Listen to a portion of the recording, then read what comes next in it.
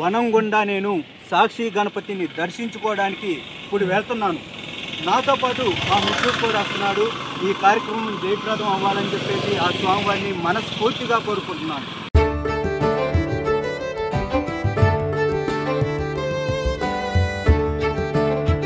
శ్రీశైలం మహాక్షేత్రం నుంచి నల్లమల అడవుల గుండా సాక్షి గణపతి ఆలయం దగ్గరికి నేను ఈ రోజున స్పెషల్ డే సందర్భంగా మహాపాదయాత్ర కార్యక్రమాన్ని చేపట్టాను.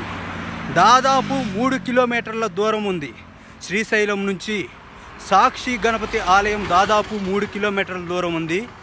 ఈ నల్లమల ఫారెస్ట్ గుండా మహాపాదయాత్ర కార్యక్రమాన్ని అయితే ఈరోజు నేను జయప్రదం చేయాల్సిందిగా నేను కోరుకుంటున్నాను ఆ స్వామిని. ఆ స్వామి కనికరం ఉంటేనే ఈ యాత్ర అనేది చేపట్టగలం. దాదాపు 3 కిలోమీటర్లున్న ఈ యాత్రను నేను కొనసాగిస్తున్నాను. వనయాత్ర కార్యక్రమం అనేది ఒక అద్భుతమని చెప్పుకోవచ్చు. ఈ వనయాత్ర కార్యక్రమంలో భాగంగా 3 కిలోమీటర్లు చెమటలు దారులు పడుతున్నాయి. అయినా సరే సాక్షి గణపతి ఆలయం చేరుకోవాలని ఆ స్వామిని మనస్ఫూర్తిగా నేను కోరుకుంటున్నాను. నల్లమల ఫారెస్ట్లో ఈ రోడ్డు గుండా నేను వెళ్తున్నాను అన్నమాట. ఇప్పుడు ఈ రోడ్డు గుండా దాదాపు 3 కిలోమీటర్లు అయితే నడవాలి. ఇలా 3 కిలోమీటర్లు నడిచిన తర్వాతే సాక్షి గణపతి ఆ స్వామిని దర్శనం చేసుకోవచ్చు.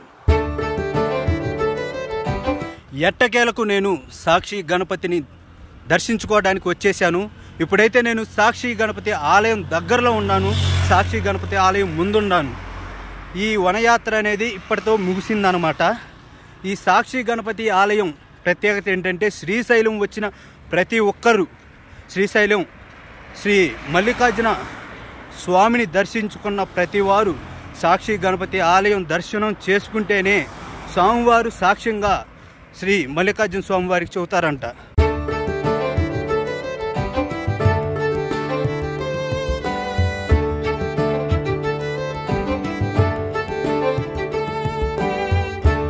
ఎట్టకేలకు నేను సాక్షి గణపతి ఆలయాన్ని అయితే ఇప్పుడు నేను చేరుకున్నాను.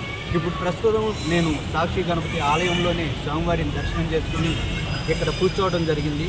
సాక్షి గణపతిని దర్శించుకోవడం నాకు చాలా మంచిగా అనిపించింది.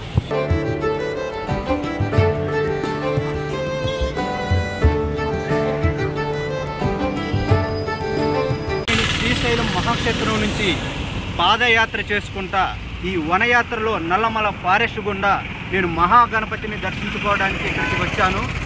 ఈ మార్గం మధ్యలో చాలా కష్టతరంగా మారింది. చెమటలు దారపడ్డాయి. మంచిలు కూడా ఎక్కడా దొరకలేదు. కానీ ఎట్టకేలకు మేము సాక్షి గణపతిని దర్శించుకుని ఆ స్వామివారి కృపకు పాత్రులు అయ్యామని చెప్పడంలో ఏమాత్రం సందేహం లేదు. ఇప్పుడు స్వామివారి దర్శనం చేసుకుని నేను మీతో మాట్లాడడం జరుగుతుంది. ఈ యాత్రలో నాకు సహకరించిన నా మిత్రుడికి ప్రత్యేక ధన్యవాదాలు తెలుపుతున్నాను. ఓం నమః శివాయ. ఓం సాక్షి గణపతియే నమః.